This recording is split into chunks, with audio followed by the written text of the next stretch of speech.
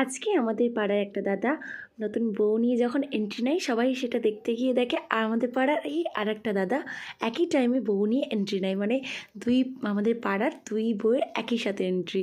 খুব সেরাই লাগছিল দেখতে। সবাই দেখে নাও ভিডিওটা একবার।